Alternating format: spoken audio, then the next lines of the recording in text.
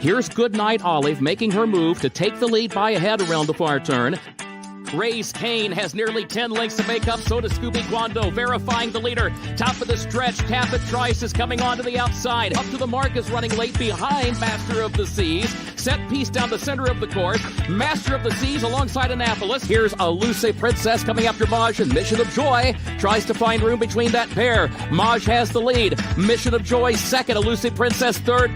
The champ in front. Goodnight Olive chased all the way. Tapit Trice! Tapit Trice wins the Toyota Bluegrass. And welcome in, everybody, to the Keeneland Look Ahead. I'm Jeremy Plonk from Horse Player Now, and we've got 27 races left for the spring meet. 3 more days, Wednesday, Thursday, Friday. We'll be here each night at 8:30 Eastern to preview these final 3 cards of the Keeneland spring meet. Been a good meet so far. We hope to finish strong. And you know, as we look ahead to week number 4 and into Kentucky Derby time, of course, the draw for the Kentucky Derby will be this Saturday at Churchill Downs. They'll do it between races 3 and 4 on the Saturday night card. So we're going to know the feel for the Kentucky Derby in the Oaks during a live ceremony between 7 and 8 o'clock Eastern on Saturday night. So a little different. We're used to seeing post draws on Wednesdays, then Tuesdays, and now Saturday night post draw at Churchill Downs. Of course, a big Keeneland influence in the Derby and the Oaks. We got the top 2 from the Ashland moving forward, obviously, towards the Kentucky Oaks. And then we've got, our Bluegrass alumni, and maybe even Encino from the Lexington. Looks like he's a go for the Kentucky Derby for Brad Cox. Sierra Leone has finished his work at Keeneland. He's on to Churchill Downs, took the van ride to Louisville there in the last 24, 48 hours. So he's now on track at Churchill Downs and getting ready to see if he can become the first Bluegrass winner since Strike the Gold, dare I say 1991, since the Bluegrass winner won the Kentucky Derby. The Bluegrass still historically has the second most Kentucky Derby winners produced all time, only behind the Florida Derby. I think 2 behind all time, the Florida Derby. Good chance the Bluegrass gets that weird asterisk historical anomaly out of the way this year if Sierra Leone is good enough to do it. And of course, you've got Just a Touch coming out of the Bluegrass as well, training for Brad Cox at Churchill Downs now. So the team's all getting set up around Louisville and getting ready for that first Saturday in May. But we've got the last Wednesday of Keeneland to come here, and we'll take a look at the entire 8-race card in just a moment. $56,000 pick 6 carryover onto this Wednesday card. Nobody solved the pick 6 on Sunday when we last convened. So $56,441. The carryover in the pick 6 will be races 3 through 8 on an 8-race card. Of course, an 8-race card means races 4 and 5 are part of everything. There's swing races in the early and late pick 4s and pick 5s. So extra handicapping emphasis on races 4 and 5 as you study ahead towards the Wednesday card. We'll give a little pick 6 twist and theme towards tonight. You'll see as we go through races, maybe we'll discuss some horses that look good for exotics, but not pick 6 horses. Because again, in a pick 6, you're only looking for winners. So those kind of horses you think that might come up a little short on distance, good for the try and the super, maybe tiring at the end, good for the try or the exacta. Not necessarily horses want to play in the pick 6. We'll try to make a little differentiation as we get into our handicapping. As far as where we're at in the meet, week number 4 coming up. I looked at the last 5 years of the spring meets here at Keeneland. Who's been the trainers that had horses and just the volume to win here at the end of the meet and have had the most success? And Wesley Ward has absolutely dominated. Over the last 5 years during week 4 of the meet, 21 wins from Wesley Ward. That's amazing. Consider William run 3 days a week. So that's 15 race days. Ward has 21 wins in closing weekends. That's a phenomenal number. Brad Cox has 10, Mike Maker 7, Bill Mott 5, numbers you might expect. Chad Brown's got 4, but Eddie Keneally, Kenny McPeak, Ian Wilkes, guys with 4 wins over week number 4 in the last 5 years at Keeneland. So these are Kentucky guys who aren't just saving horses for Churchill. Now they're trying to win at the end of the Keeneland meet. So maybe Eddie Keneally, Ian Wilkes, 2 guys that you haven't been betting with both hands this meet, might have some horses and bullets left here for the end of the season. So keep an eye on Keneally and Wilkes. We told you last week to watch out for Brendan Walsh in the week number 3, and what a week he had. He tied for the most wins for the week, tied with Wesley Ward. He won 4 races last week, so we're on with that. Let's see, if Walsh continues his run into week number 4 now, but also I think this week, Keneally, Wilkes, 2 guys maybe to keep an eye on. Turfway Park has been the story of the circuits of horses springboarding into wins here at Keeneland. 30 victories already by Turfway horses, and they're the horses who are expected to win the most over closing week here at Keeneland over the final 3 days. They weren't expected to be the most successful circuit producing winners over the first 2-3 weeks of the meet, but they have been. 30 winners from Turfway this meet, blowing away the competition. Gulfstream's produced 21 winners, Fairgrounds 15. Fairgrounds 15, Turfway 30. That's an amazing number. And we saw last year 26 winners from Turfway the entire meet. So we're already at 30. There's 3 days of racing left.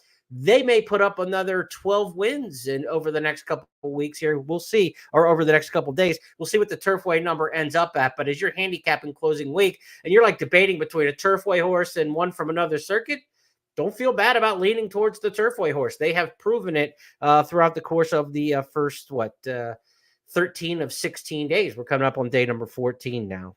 As for the jockey and trainer standings, Wesley Ward's got the lead here with a 3-win lead. He's got 10 wins on the meet, 7 for Brown, 7 for Cox, 6 for Brendan Walsh, 5 for Cherie DeVoe. DeVoe's having a great meet with limited number of starters. I think those 5 wins come from 17 total starters, and she's got 4 second-place finishes. Just a great meet for Cherie DeVoe. But Wesley Ward looks like he's okay and in the clear to win the trainer's title. I don't think we're coming down.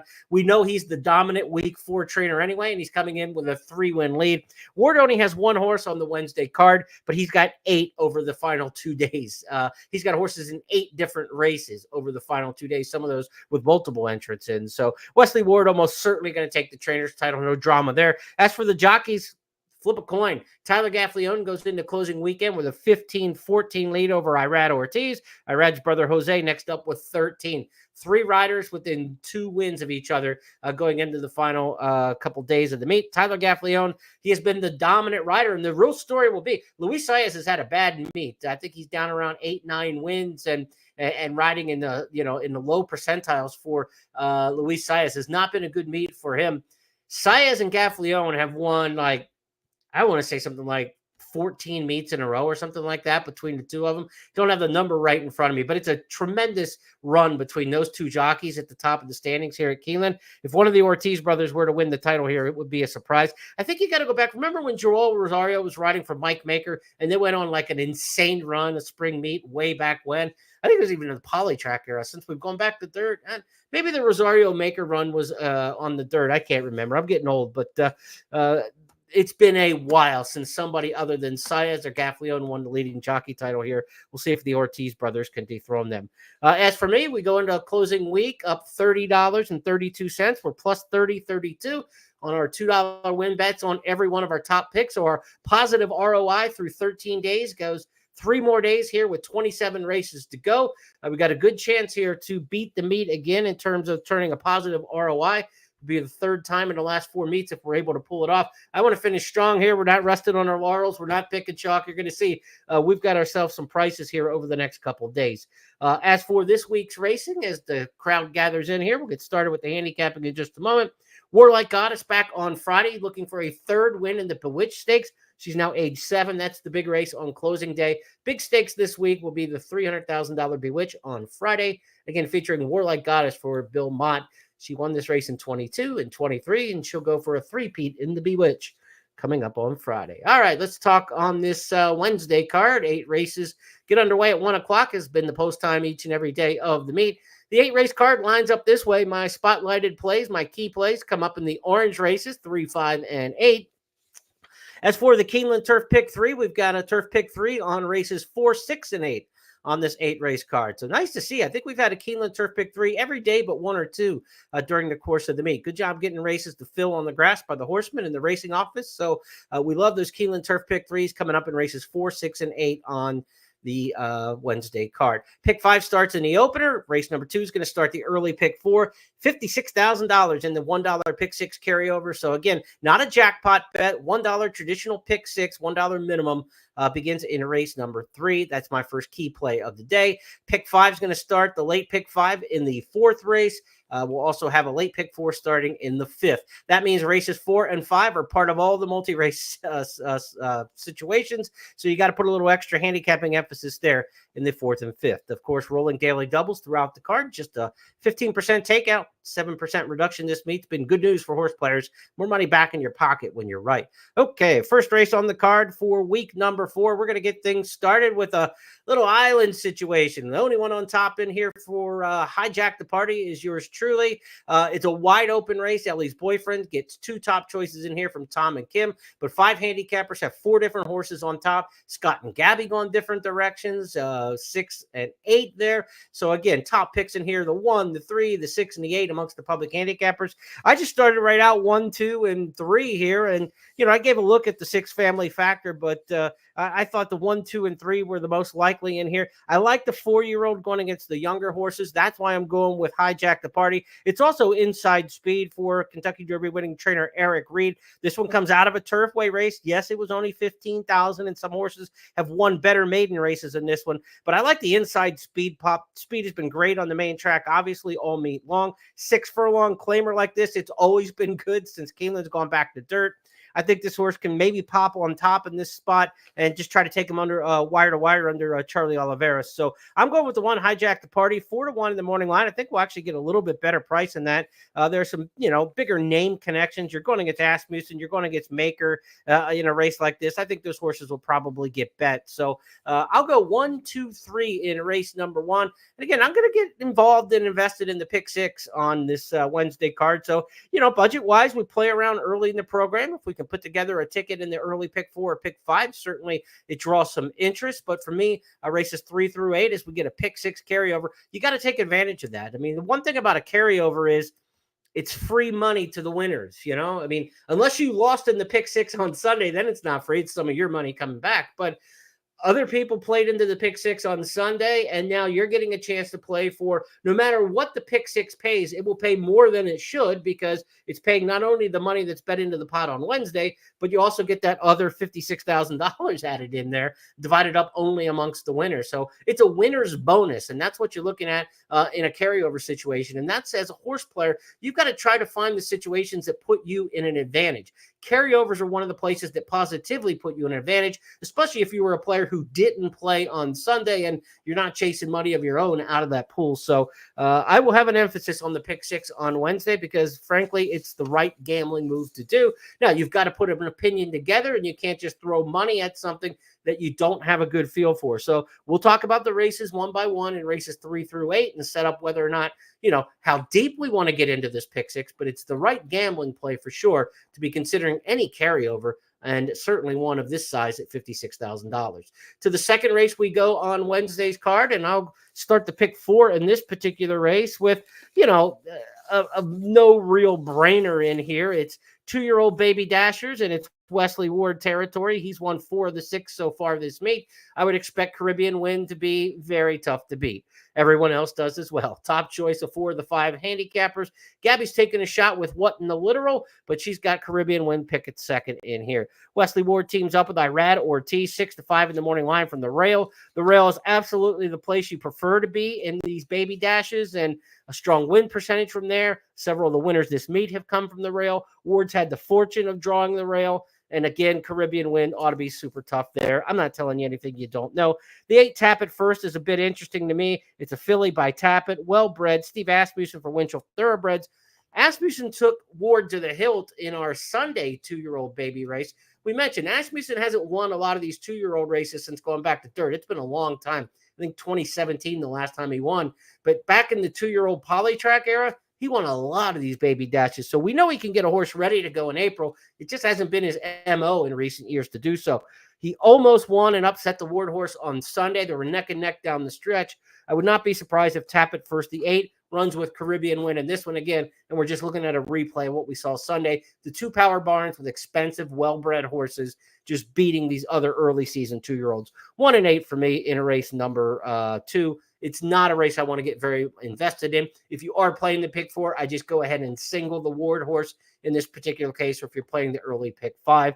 You've got a couple options in race number 1 if you want to go a couple different ways. But in race number 2, I would just single the Ward horse in here, Caribbean Wind, and know that we've got better betting opportunities coming up on the card. So, don't overplay or overstretch here and try to make lemonade out of lemons. If it doesn't look like a situation where you want to beat the 1 in here, Caribbean Wind, just don't go reaching. Use multi-race wagers to your advantage. Daily doubles are a good spot. Again, with that low takeout in the daily double, you take the one Caribbean win to a horse you like in the third, or a horse you like in the opener, the Caribbean win in the second. Maybe you can build out some value, and you're not cashing a winner for $3. You're cashing a double for 15 or 16 for the same $2 investment. That's a much better way to go, in my estimation. To the third race we go. It's going to start that carryover pick six. Again, 56,441 in the pick six carryover. And this is going to be my first key play on the card. Again, key play here for me on races 3, 5, and 6. Now, again, first race, don't have a great feel for the Turfway Speed horse. Could be fine.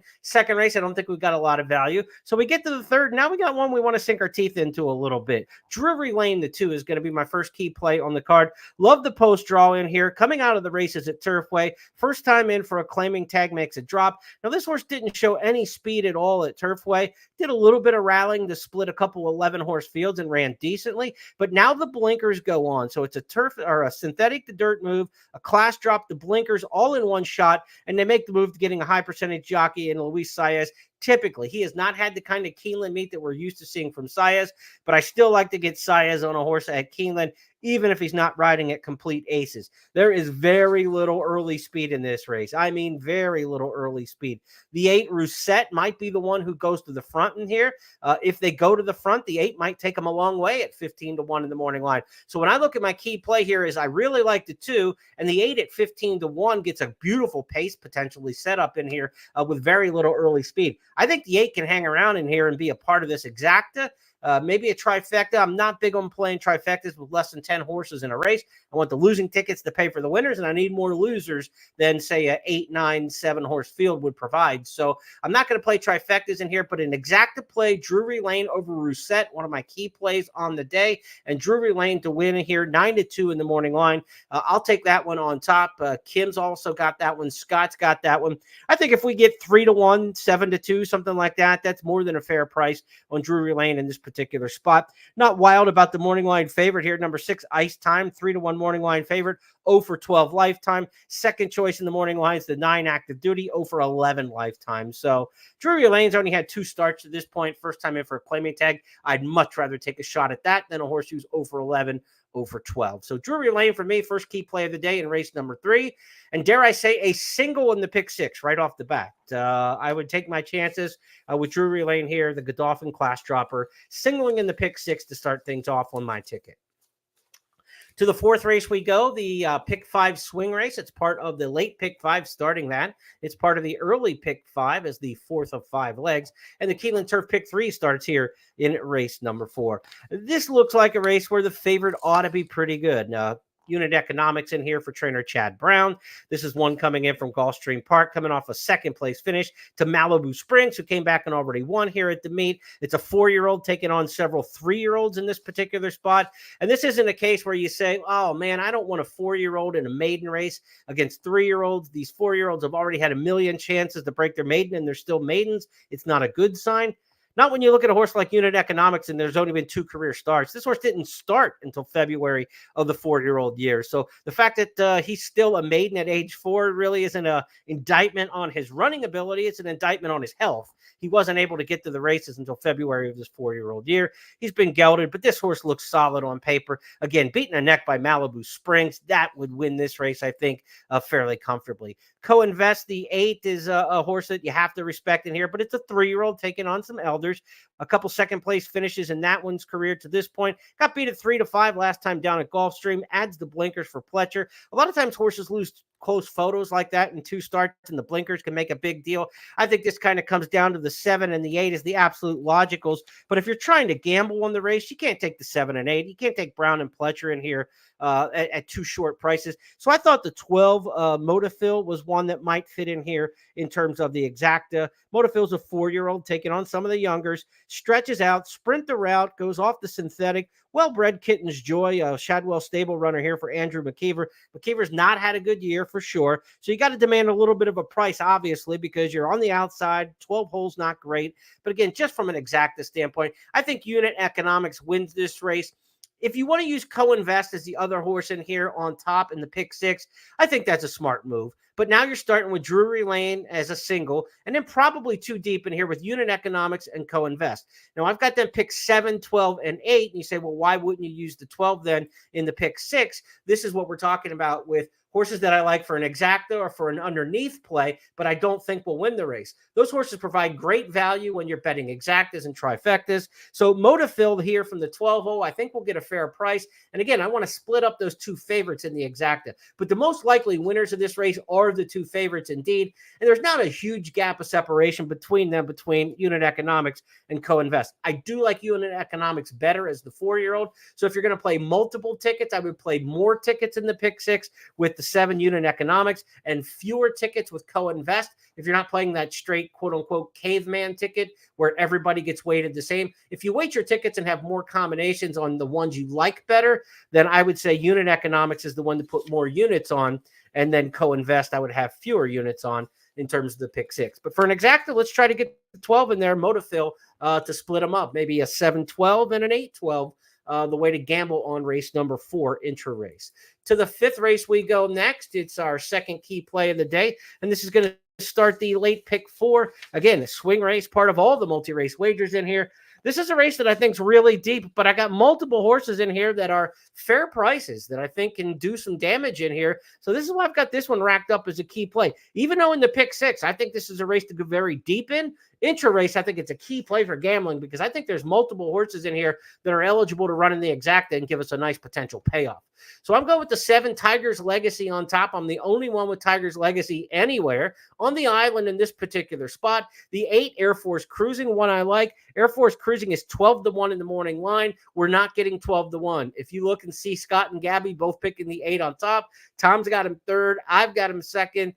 We're not getting 12-1 on Air Force Crossing, but this horse is a horse who's got a shot in here under Eddie Keneally on the class drop. We talked about Eddie Keneally, the trainer of the 8 Air Force Cruising. I'll go back to the 7 in a moment and give my reasoning for him. But while we're talking about the 8 Air Force Cruising, Eddie Keneally, one of those trainers we said has a good record the end of the meet here at Keeneland.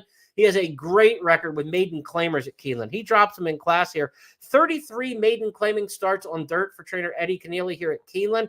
11 wins. That's 33%, right? 11 out of 33. And then he's got a $1.58 ROI for every dollar bet. You make 58 cents profit for every dollar you bet on an Eddie Keneally maiden claimer here at Keeneland.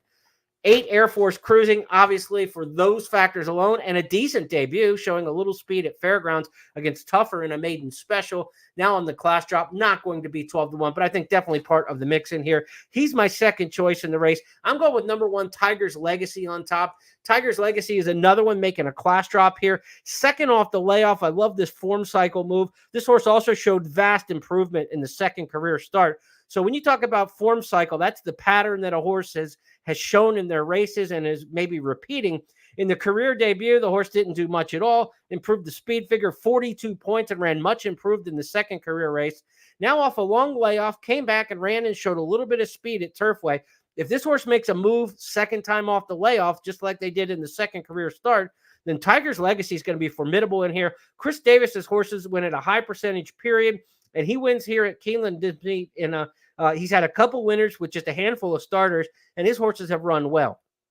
Joel Rosario rides Tigers Legacy. I want to send a congratulations out. Today, the Hall of Fame announcement was made on which jockeys and horses would make it into the Hall of Fame. Joel Rosario, amongst the jockeys nominated this year to the Hall of Fame, and today officially announced that he will be a Hall of Fame member. So look for his induction ceremony this summer in Saratoga Springs. So congratulations, Joel Rosario. I say we celebrate with a win here in race number 5, Tigers Legacy. So I've got the 7, the 8, the 5 Hero Worship, the morning line favorite in here for trainer Brad Cox. This is why I think this is a key play race, because this horse is 8-5 in the morning line, but he doesn't have to win. He's been beaten at even money and 3-5 already in his career. Not only was he beaten in even money and 3-5, he lost by 20 combined lengths in the 2 races when he was even money and 3-5. He could beat this field. He's shown races that are good enough to win this one, but there is no consistency and no reliability with Hero Worship. Big class drop. Brad Cox, yes, he wins a high percentage period. He wins when he drops these kind of horses in class.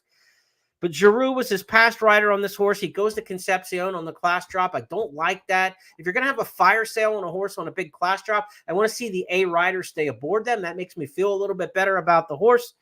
Now you're going to Concepcion. Great percentage with this guy at Turfway, no question about it. But Brad Cox hasn't been riding his A horse, or he hasn't been riding Concepcion on his A horses here at Keeneland. But they've had some success working together here at the meet. Of course, they've won twice already. So I don't have a good feeling about Hero Worship at a short price. So we're going to try to beat that one. I think the horse can land on the ticket. But in terms of the win end in this race, I like the 7 and the 8 is the top two selections here. And obviously neither one is going to go favorite up against that Brad Cox horse. So that's why it's my second key play of the day. Others to consider in here, I think, for the pick 6, the 6 Grand Rapids, first time starter with a really nice pedigree. I'm not so sure about debuting for a maiden claiming tag, but the workouts are good. Flavian Pratt rides, and Pratt teams up with Rudolph Brisset at a 25% win rate. So that's certainly something to consider in here. And I thought the 11 Oive for Cherie DeVoe, everything she sends out has been good. This one drops in class in for a tag for the first time.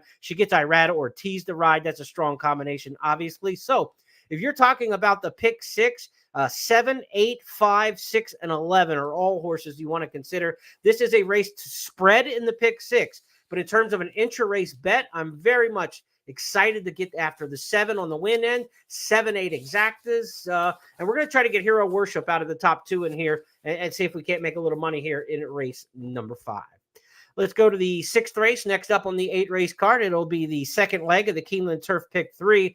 This is a 1.5 mile first level allowance race. So we've got a lot of these 1.5 mile races, it seems like, over the final 2 weeks of the meet, and certainly here during closing weekend. Some stakes caliber horses in here. You got Viva La Red, the morning line favorite, taking a big class drop out of 3 straight graded stakes races down at Gulfstream. Certainly respect to Viva La Red, but I'm going to take a shot in here with a 30-1 morning line proposition. Now, this isn't a key play of the day in the sense that I think this horse is a stone cold winner. We're taking a little bit of a stab in here with Mint Edition, but in race number 6, this is going to be a horse that, if we can get this one in here, we're going to get ourselves a chance in this Turf Pick 3 to get a big blow up number. Mint Edition, why are we taking this one? I think this horse is bred to run long by Stay Thirsty, of course, who was a Travers winner out of an Arch mare. That's long on long. When this horse is run at Keeneland, it's just run it kind of evenly, nothing great, but a lot of times these even mile and a 16th types, when they stretch out to 1.5 miles, let that pedigree stretch them out a little bit. Ian Wilkes, the trainer, has had good success here closing weekend, as we mentioned. This is the guy we're going to look at for some particular prices here. So I'm going to give a long shot look to Mint Edition in this particular spot. Only got by 3 lengths in a 1.5 mile 16th race here during the fall meet. And again, now we go the 1.5 miles and bred to like to go long. The 2 Viva La Red makes a lot of sense, but at 1 for 22 lifetime, and most of the races, Viva La Red gets to that 16th pole call in the running line, and then if you just draw that line straight down that we talked about in some past shows, just loses ground, right? I mean, you look at the running lines across the past performances, and it shows where a horse is at each point in the race. Go to the finish position, go right to the left side of the finish position, draw a line straight down. If horses are consistently losing ground from the next to last call to the last call, every single race, they're flattening out, they don't finish strong. You end up with horses like this who are 1 for 22 lifetime. Viva La Red might have found the right group in here, but I have written on the top of my page, don't like any, underline, take a shot.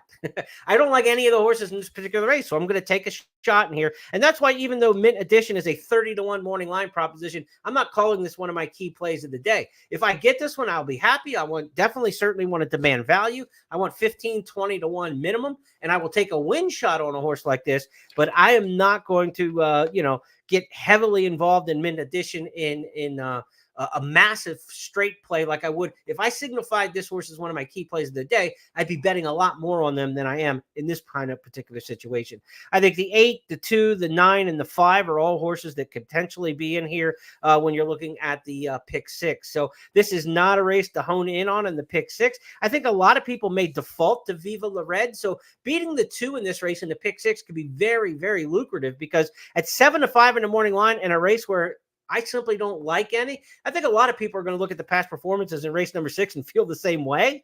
The 5, the second choice in this race, is named I'm a Sure Thing. Last time out was a 7-race maiden and was bet to 1-2 and won on the synthetic at Gulfstream Park. If you're 0 for 7 in maiden races and you're 1 to 2, you're not running against anything. And in that race, only won by a half length. So again, the 5 could come back and win here, but you don't have to take a short price there. And I don't think you just hone in on the 2 and the 5, the 2 morning line choices in here, and kind of hold your nose and hope. I think you get some spread in here and maybe take a shot. That's why Mint Edition is interesting to me in here, but not a 5-star play by any stretch of the imagination. We'll take our chances. As for the other handicappers in race number 6 across the way, I'm a sure thing, picked on top by Scott and Gabby. Holy Foley picked on top by Kim. The 4 Awasef by Tom. This is a race where 5 handicappers have 4 different horses picked on top. The 4, the 5, the 8, and the 9. That's the kind of race that it looks like to me, and the handicappers consensus would concur to that. Now we go to race number 7, where race number 6 is one of those races where you say, I've got to go deep because there are just no good options. Race number 7, you might go deep because there are too many good options. This is a really, really good race. I wrote don't like any on top of my past performances last race. This one, I got heck of a race with 200 lines written at the top of my page here. This is a good group, and looking forward to race number 7, the allowance feature on this card. In the 7th race here, nothing starting up other than a late daily double, but you're going to have to survive race number 7, obviously, in the pick 4, the pick 5, and the big carryover pick 6, which carries that $56,000 carryover. Now, we've got some options in this particular spot. I think 4 of them could easily win this race. The 1 Unsung Melody, the 2 Exceed, the 3 How, and the 8 Amaretti. These are the 4 horses that are bet. Everybody else, I think, will be let go at pretty high odds. The 7 might be somewhere in the mid pack, but the rest of them are going to be big prices in here. 1, 2, 3, and 8, and I think you want to use all 4 of them to get through in the pick 6. You got to use some of your combinations in this spot. So, like earlier, we talked about unit economics or co-invest in race number 4, going back to pick 6 strategy here. As you get further along and you see that I want to be 3 deep, 4 deep, 4 deep, that kind of thing in some of these other races, you may have to make a decision in race number 4 because that's the quickest way to cut the cost of your ticket. Using 2 deep versus 1 deep doubles the cost of your ticket. So, if you have a $60, $68 pick 6 ticket, $64 ticket, and you use 2 of them, now it's up to $128. So if you can decide between unit economics and co-invest in race number 4, that could save you a lot of money. For me, I'm singling Drury Lane right off the bat. If I single in the second leg, I'm single, and then maybe I can spread my wings here and see what we can afford to do the rest of the way home. I don't think we need to go too deep in the last race, so going 4 deep is not a bad move, I don't think, in race number 7 for pick 6 players. You'll have it covered with those 4 and feel very confident about it. As for me, top choice in here, I went with Amaretti. Bill Mott trains this one. Another for Godolphin. Could be a big day for the Godolphin Blue. Bullet workout coming from Aqueduct. The Aqueduct horses have really performed strong at this meet. Just like we talked about Turfway, the winter program at Turfway was very successful this year. The horses from Aqueduct have done very well here as well at the current meet. Got to give them a shout out. Amaretti, top pick by Scott and I. No problem at all with anybody taking How or Exceed or even the 1 Unsung Melody. I think Unsung Melody being down on the inside also in September with some other speed in the race might get hooked and give way, but rail speed at Keeneland is always dangerous. And if it's one of those tracks and we're seeing horses with rail speed not give in, then Unsung Melody is probably going to be the best price of these 4 horses. I think the 2 Exceed will get bet, with Chad Brown and Irad Ortiz. The How's definitely going to get bet. And Jose and Bill Mott to the outside. I mean, I think with Raylo Gutierrez and John Ortiz, you're probably looking at the bigger price on the 1 in here. And the 1 could just speed pop and go wire to wire. I don't think that's the most likely scenario, but I could see it happening. And for a pick 6, pick 4, pick 5 player, I'd want that option, especially if the track's playing speedy as we get to see a few races on the card early on. So I'll take the 8 on top. And if we can get 3-1 on Amaretti, I think that's a nice win play. Exactas, this is a tough race, but again, you want some coverage in here. A good race for the daily doubles. I think you got 3-4 options in here, and I'm going to try to beat the favorite in the last race. So from a daily double standpoint, 8, 3, 2, and 1 over the 9 in the last race might be a good way to try to attack a daily double. Also, like if you want to try to play some daily doubles with that big long shot mint edition in race number 6, certainly you want win money on any horse at a big price. But if you can get a daily double 8 in race number 6 to the 8, 3, 2, and 1 in race number 7, you might be able to really turn that long shot into, a big play without a huge investment. That'd be $4 to take dollar daily doubles, 8 over those other 4 runners in the 6th. Okay, let's go to the 8th and final on the card. This is the Toyota Super High 5 race, no carryover. Last leg of the Keeneland Turf Pick 3, and my final key play on the card. Again, I'm going to try to beat the favorite in here, and this is what makes it a key play for me. I think Rebel Red is going to get bet in this particular spot, and John the Beerman are going to get bet in here. So I think both the 5 and the 10 are going to take a lot of money in this particular spot, which leads number 9, Saint Neot, in just a really nice spot. This horse ran at Keeneland, got beat a length and a half in a turf maiden special weight here last April. Had no chance that day. 49-3, 115-2 were the fractions. You just can't possibly win coming from behind in splits like that, yet still only got beat a length and a half. Tells me this horse really liked the course. It's a 4-year-old taking on several of these 3-year-old sorts in here. I think Saint Neots for Luis Saez, no better than 3rd choice in this particular race, I don't think.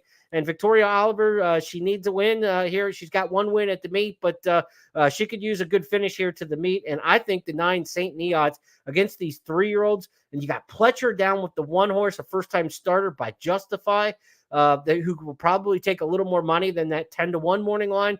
I think it's going to make an overlay on the 9. If Saint Neots, the 9, is 7-2 in here, I'll be surprised. I think we're going to get a little bit more on that, and I think we're going to get a decent price. You got Mott in this race. Again, you just have too many big-name barns. And with the way Victoria Oliver's barn has not been hammering them home this meet with a lot of success, I think this is a chance to go after it. Rebel Red will probably get bet first-time U.S. with Irad Ortiz riding for Cherie DeVoe. 4-year-old by Frankel coming off a long layoff. Hasn't run since the 2-year-old season a year and a half ago, but expect this one to come out firing, and I think we'll take some money as well. So give me the 9 in the nightcap in here. As far as the multi-race wagers go, I would also use the 5 Rebel Red. I'll go 9 and 5 in here, respecting the 5 coming from Europe and first time in the U.S. So 9 and 5, the way I'm going to try to get out of here. John the Beerman gave himself way too much to do in the career debut. Tough outside post. We'll see how far back Tyler has to drop in this particular one. Fractious at the gate, bumped at the start, did a lot of his own problem. And John the Beerman's going to have to be on better behavior this time at what looks to be a shorter kind of price. So I'll try to beat the 10 in the finale. Let's get out of here with Saint Neots in the nightcap. That will wrap up the 8-race preview for Thursday or Wednesday's card. We'll be back to preview the Thursday action tomorrow night, 8:30 Eastern for that one. Thursday, we'll have a 9-race program. So we've got 8 lined up for you on Wednesday, 9 on Thursday, 10 on Friday, 27 races left to make some dough here at Keeneland before we turn our attention to the Kentucky Derby and the Churchill Downs meet. Good luck to everybody playing. Look for a big week from Wesley Ward. We always think that here in week number 4 of the Keeneland meets. His numbers suggest that. He's only got 1 starter on the Wednesday card, but as this week unravels, I think you're going to see Wesley Ward to the winner's circle multiple times here over the last few days of the meet. We'll talk to you tomorrow night, everybody. Have good luck, I should say, on the Wednesday card. Good night.